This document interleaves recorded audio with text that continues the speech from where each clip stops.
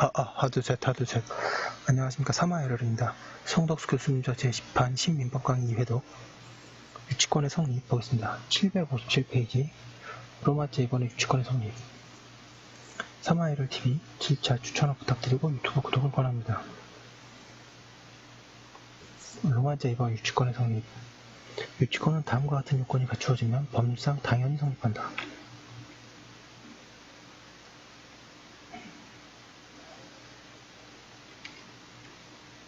1번의 목적물, 물건이나 유가증권. 유치권의 목적물로 될 수 있는 것은 물건과 유가증권이다. 그리하여 부동산도 목적물이 될 수 있다. 그리고 유치권은 법률상 당연히 성립하기 때문에 부동산이나 유가증권이 목적물인 경우에도 등기나 변사가 필요하지 않고, 또 유치권은 피담보 채권의 양도와 목적물의 점유이전이 있으면 그 수반성으로 인하여 그에 따라서 양도되기 때문에 187조의 단서에 의한 등기나 유가증권의 양도를 위한 배수도 필요하지 않다. 건물 신축공사를 한 수급인이 그 건물을 점유하고 있고, 또 건물에 관하여 생긴 공사금 채권이 있다면 758페이지 수급인은 그 채권을 변제받을 때까지 건물을 유치할 권리가 있는 것이지만, 건물 신축공사를 도급받은 수급인이 사회통념상 독립한 건물이라고 볼 수 없는 정착물을 토지에 설치한 상태에서 공사가 중단된 경우에 이 정착물은 토지 부합물에 불과하여 이러한 정착물에 대하여 유치권을 행사할 수는 없는 것이고, 또한 공사 중단 시까지 발생한 공사금 채권은 토지에 관하여 생긴 것이 아니므로 이 공사금 채권에 대하여 토지에 대하여 유치권을 발생할 수도 없는 것이다. 양가로 2번에 타인의 소유일 것. 유치권의 목적물은 유치권자의 소유여서는 안 되고 타인의 소유이어야 한다. 그 타인은 채무자인 것이 보통이겠으나 제3자이어도 무방하다. 유치권의 발생 후 유치물의 소유자가 변동된 경우에도 유치권은 존속한다. 2번의 목적물의 점유. 양가로 2번의 목적물을 점유할 것. 유치권은 목적물을 점유하고 있는 경우에 그것을 유치할 수 있는 권리이기 때문에 그것이 성립하기 위하여는 당연히 목적물의 점유가 필요하다. 그리고 그 점유는 계속되어야 하며 유치권자가 점유를 이루면 유치권을 소멸한다고 하고 있습니다. 다만 유치권자가 물건에 대한 점유를 일시 상실하였다가 다시 같은 물건을 점유하게 된 경우에는 점유 상실 당시 유치권을 포기하는 등 특별한 사정이 없는 한 채권을 하여 유치권을 취득한다고 할 것이다. 점유는 직접 점유든 간접 점유든 상관없다. 다만 유치권은 목적물을 유치함으로써 채무자의 변제에 간접적으로 강제하는 것을 본체적 효력으로 하는 권리인 점에 비추어 그 직접 점유자가 채무자인 경우에는 채권자의 간접 점유는 유치권의 요건으로서의 점유에 해당하지 않는다고 할 것이다. 판례. 채무자 소유의 건물 등 부동산의 강제 경매, 개시결정의 기입 등기가 격려되어 압류의 효력이 발생한 이후에 채무자가 이 부동산에 관한 공사대금 채권자에게 그 점유를 이전함으로써 그로 하여금 유치권을 취득하게 한 경우에 그와 같은 점유이전은 목적물의 교환 가치를 감소시킬 우려가 있는 처분행위에 해당하여 민사집행법 제92조 1항 83조 사항에 따른 압류의 처분금지에 저촉되므로 채무자로서는 이 유치권을 내세워 그 부동산에 관한 경매 절차의 매수인에게 대항할 수 없다 할 것이다. 양가로 니은. 부동산에 저당권이 설정되거나 가압류 등기가 된 뒤에 유치권을 취득하였다고 하더라도 경매 개시 결정 등기가 되기 전에 민사 유치권을 취득하였다면 경매 절차의 매수인에게 유치권을 행사할 수 있다.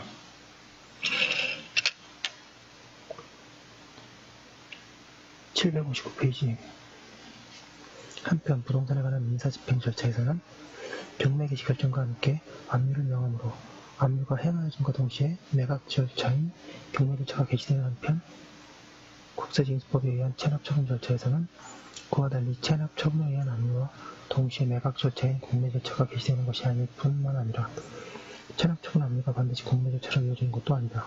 또한 체납처분 절차와 민사집행 절차는 서로 별개의 절차로서 공매 절차와 경매 절차가 별도로 진행하는 것이므로 부동산에 관하여 체납처분 압류가 되어 있다고 하여 경매 절차에서 이를 그 부동산에 관하여 경매 개시 결정에 따른 압류가 정해진 경우에 마찬가지로 볼 수는 없다. 따라서 체납적은 압류가 되어 있는 부동산이라 하더라도 그러한 사정만으로 경매 절차가 개시되어 경매 개시 결정 등기가 되기 전에 그 부동산에 관하여 민사유치권을 취득한 유치권자가 경매 절차의 매수인에게 그 유치권을 행사할 수 없다고 볼 것은 아니다.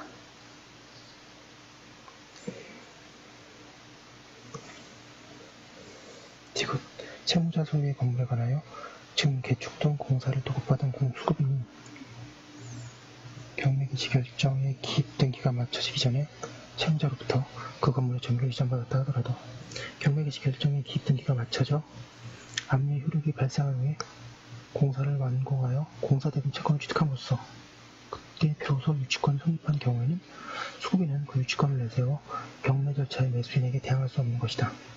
양가로 이번에 적법한 점유일 것. 점유가 불법 점유에 의해서 시작되지 않았어야 한다.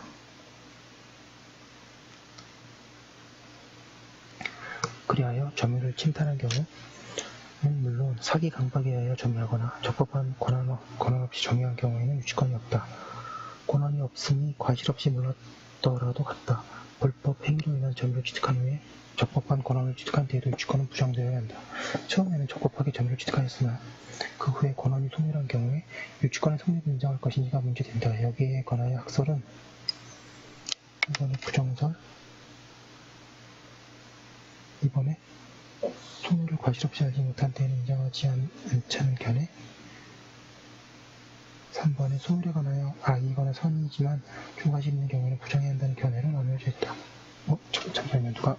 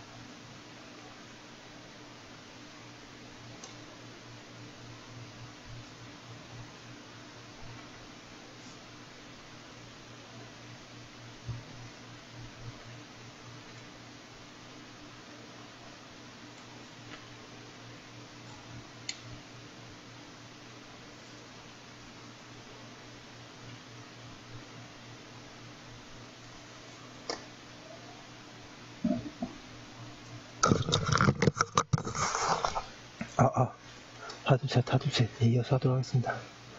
그리고 판례는 유익비 상한 청구권을 기초로 하는 유치권의 주장을 배척하라면 적어도 그 점유가 불법행위로 인하여 개시되었거나 유익비 지출 당시 이를 점유할 권한이 없음을 알았거나 이를 알지 못함이 중대한 과실에 기인하였다고 인정할 만한 사유에 상대방 당사자의 주장 증명이 있어야 한다고 하여 3절과 유사하다.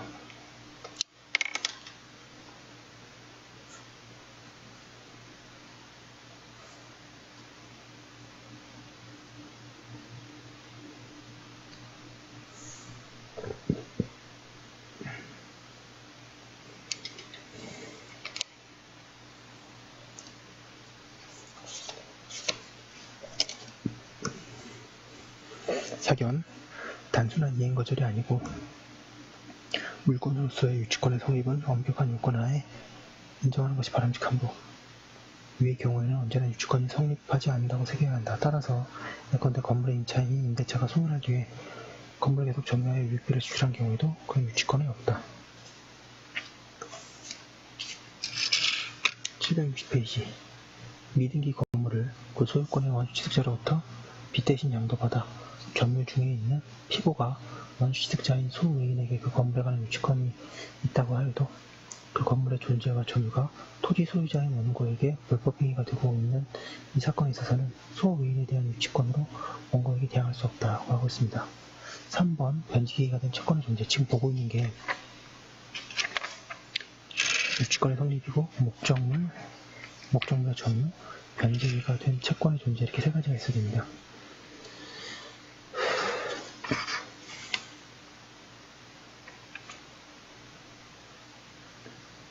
점유자가 채권을 가지고 있어야 한다. 채권의 발생 원인은 묻지 않는다. 그리하여 계약으로부터 발생한 것뿐만 아니라 사무관리, 부당이다, 불법행위에 의한 것이라도 무방하다. 점유자의 채권은 변제기에 있어야 한다. 채권의 변제기가 되지 않은 동안에는 유치권이 생기지 않는다.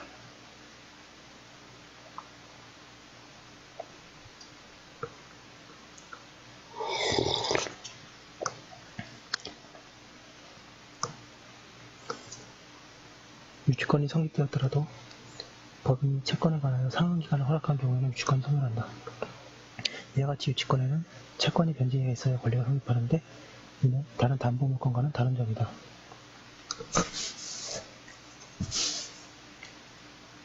다른 담보물권의 경우에는 채권의 변제기 도래는 권리 성립물권이 아니고 단지 실행물권에 지내지 않는다. 수급인의 공사대금 채권이 도급인의 하자보수 청구권 내지 하자보수에 가름한 손해배상 채권 등과 동시행의 관계에 있는 점 및 피담보 채권의 변제기 도래를 유치권의 성립 요건으로 규정된 취지 등을 비춰보면 건물 신축 도급계약에서 수급인이 공사를 완성하였다고 하더라도 신축된 건물에 하자가 있고 그 하자 및 손해에 상응하는 금액이 공사 잔대금액 이상이어서 도급인이 수급인에 대한 하자보수 청구권 내지 하자보수에 가름한 손해배상 채권 등에 대하여 수급인의 공사 잔대금 채권 전부에 대하여 동시에 흥변을 한 때에는 공사 잔대금 채권의 변제기가 도래하지 아니한 경우와 마찬가지요. 수급인은 도급인에 대하여 하자보수 의무나 하자보수에 가름한 손해배상 의무 등에 관한 이행이 제공을 하지 아니하는 한 이상 공사 잔대금 채권에 대한 유치권을 행사할 수 없다고 보아야 한다고 하고 있습니다. 4번 채권과 목적물 사이의 결련관계.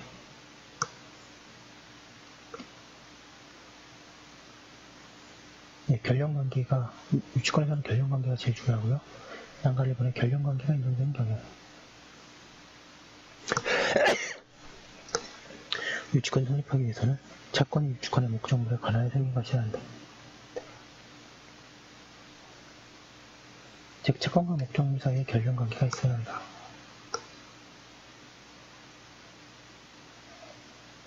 어떠한 경우에 결련관계를 인정할 것인가에 관하여 학설은 대립하고 있다. 통설은 채권이 목적물 자체로부터 발생한 경우와 채권이 목적물에 반한 청구권과 동일한 법률관계 또는 동일한 사실관계로부터 발생한 경우에 결련관계가 있다고 하나 동그라미 2번에 위 통설의 표준에 소극적으로 있지만 일정한 A에 인정하면서 유형적 고찰을 추진하고 있는 견해. 3번에 채권의 목적물 자체로부터 발생한 경우에 하나요. 결련성을 761페이지 인정하고 공평 원칙상 이 준할 수 있는 경우를 포함시켜야 한다는 견해도 있다. 판례는 유치권 제도의 본래의 취지인 공평의 원칙에 특별히 반하지 않는 한 채권의 목적물 자체로부터 발생한 경우는 물론이고 채권이 목적물에 반한 청구권과 동일한 법률관계나 사실관계로부터 발생한 경우도 포함한다고 하여 통설과 같다.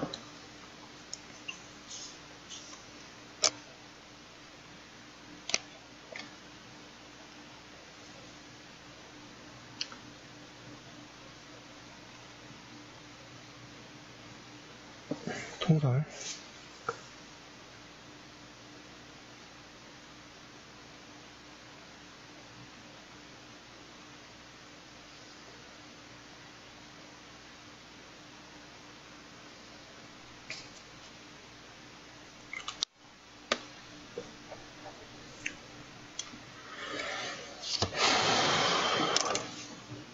761페이지 양가로 기억 민법 320조 제1항은 타인의 물건 또는 유가증권을 점유한 자는 그 물건이나 유가증권에 관하여 생긴 채권이 변제기에 있는 경우에는 변제를 받을 때까지 그 물건 또는 유가증권을 유치할 권리가 있다고 규정하고 있는 바 여기서 그 물건에 관하여 생긴 채권이라 함은 유치권 제도 본래의 취지인 공평의 원칙에 특별히 반하지 않는 한 채권이 목적물 자체로부터 발생한 경우는 물론이고 채권이 목적물에 반한 청구권과 동일한 법률관계나 사실관계로부터 발생한 경우도 포함한다.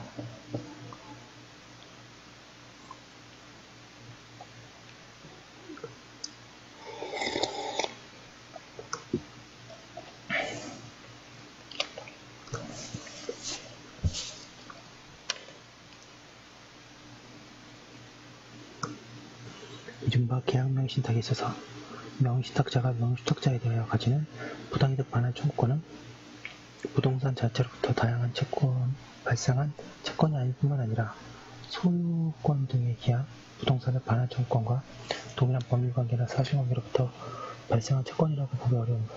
결국 민법 제320조 1항에서 정한 유치권 소유물권으로서의 목적물과 채권 사이의 결령관계를 인정할 수 없다 할 것이다. 생각컨대 우리 법상 유치권은 단순한 인도거절권이 아니고 물권으로 되어 있어서 그것은 채무자 이외의 자에게 미치는 영향이 크다. 그러므로 유치권의 성립은 엄격한 요건하에 제한적으로 인정되어야 한다. 즉, 유치권의 취지와 효력을 고려하여 볼 때 유치권은 인정되어야 할 필요성이 있을 것 정도로 채권과 목적물 사이에 밀접성이 있을 경우에 결령관계가 있다 할 것이다. 그리하여 동시행의 형평권을 인정하는데 충분한 때에는 유치권의 성립을 인정하지 않아야 한다.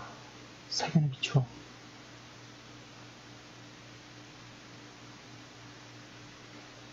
어떤 경우에 결령관계가 인정될 수 있는지를 살펴보기로 한다. 우선 채권이 목적물 자체로부터 발생한 경우에는 결령관계가 있다.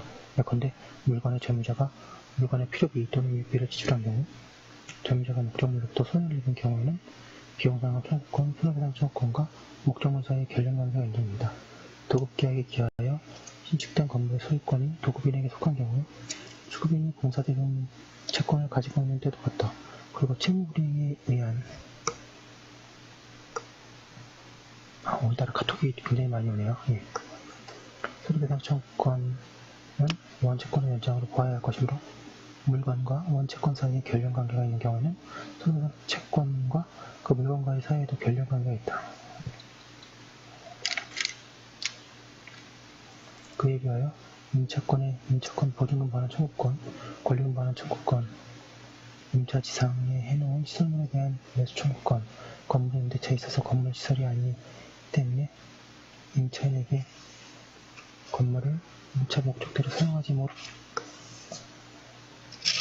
것을 이유로 하는 손해배상 청구권은 762페이지 목적물과의 사이의 결령관계가 없다. 그리고 갑이 건물 신축공사 수급인을 주식회사가 체결한 약정에 따라 공사 현장에 시멘트와 모래 등의 건축자재를 공급한 사안에서 갑의 건축자재 대금을 매매대금에 따른 매매대금 채권에 불과할 뿐 건물 자체에 관하여 생긴 채권이라고 할 수는 없다. 그런가 하면 통설이 말하는 둘째의 기준, 즉 채권이 목적물의 반환 청구권과 동일한 법률관계 또는 동일한 사실관계로부터 발생한 경우에는 대체로 결연관계가 인정되기 어려울 것이다. 가령 물건의 매매 계약이 취소되어 대금과 목적물이 반환되어야 하는 때에는 536조를 적용하여 동시행의 항변권을 인정하면 충분할 것으로 생각된다. 그 밖에 점유하지 않은 물건에 관한 채권의 경우에 결연관계가 없는 물건이다. 한편 판례에 따르면 건재당 권자는 유치권의 전부 또는 일부의 부존재 확인을 구할 수 있고 유치권 부존재 확인 소송에서 유치권의 요건 사실인 유치권의 목적물과 결연관계 있는 채권의 존재에 대해서는 피고가 주장 증명하여야 한다. 판례 보겠습니다. 가등기가 되어 있는 부동산 소유권을 이전받은 갑이 그 부동산에 대하여 필요비나 유익비를 지출한 것은 가등기에 의한 본등기가 경유됨으로써 가등기 이윤에 저촉되는 등기라고 하여 직권으로 말소당한 소유권 이전 등기의 명의자 갑과 본등기 명의자인 을 내지 그 특별 승계인은 병가의 법률관계는 결과적으로 타인의 물건에 대하여 갑이 그 전기간 내에 비용을 투입한 것이 된다고 보는 것이 상당하다. 양가로 니은 부동산 매도인은 매매 대금을 다 지급받지 않은 상태에서 매수인에게 소유권 이전 등기를 격려하여 목적물의 소유권을 매수인에게 이전한 경우에는 매도인의 목적물 인도 의무에 관하여 이와 같이 동시에 항변권 외에 무조건적 권리인 유치권까지 인정할 것은 아니다고 하고 있습니다. 양가로 2번 채권과 목적물의 점유 사이에 결연관계가 필요한지 여부. 채권과 목적물 사이에 결연관계가 있어야 하나 채권과 목적물의 점유 사이에는 결연관계가 필요하지 않다.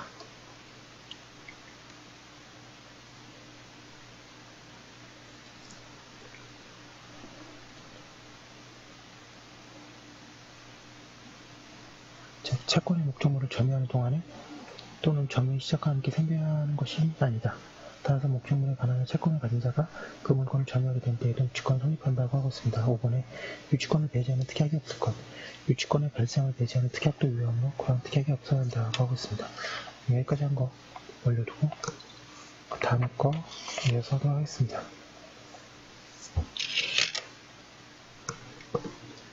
네, 감사합니다.